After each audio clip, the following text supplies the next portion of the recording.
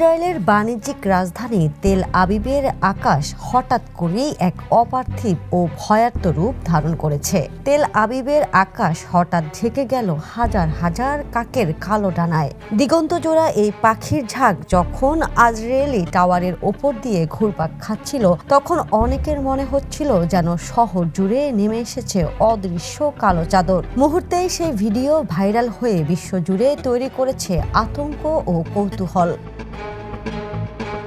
Israel Iran উত্তেজনার প্রেক্ষাপটে এই দৃশ্যকে কেউ বলছেন অশুভ লক্ষণ, কেউ দেখছেন আসন্ন বিপর্যয়ের ইঙ্গিত। সামাজিক মাধ্যমে অনেকেই ইতিহাস ও ধর্মগ্রন্থ টেনে এনে এটিকে প্রলয়ের পূর্বাভাস বলেও দাবি করছেন। তবে বিশেষজ্ঞদের ব্যাখ্যা ভিন্ন। তাদের মতে এটি সম্পূর্ণ প্রাকৃতিক ঘটনা। ইসরায়েল একটি গুরুত্বপূর্ণ পরযায়ী পাখির পথ, আর বসন্তে কাকসহ বিভিন্ন পাখি দলবদ্ধভাবে চলাচল করে। পরিবেশ, খাদ্য ও আবাসস্থলের কারণে এমন বড় ঝাঁক তৈরি হয়।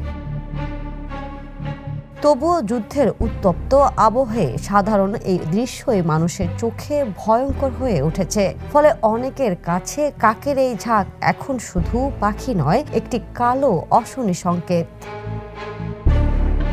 আন্তর্জাতিক ডেস্ক, দ্য নিউজ।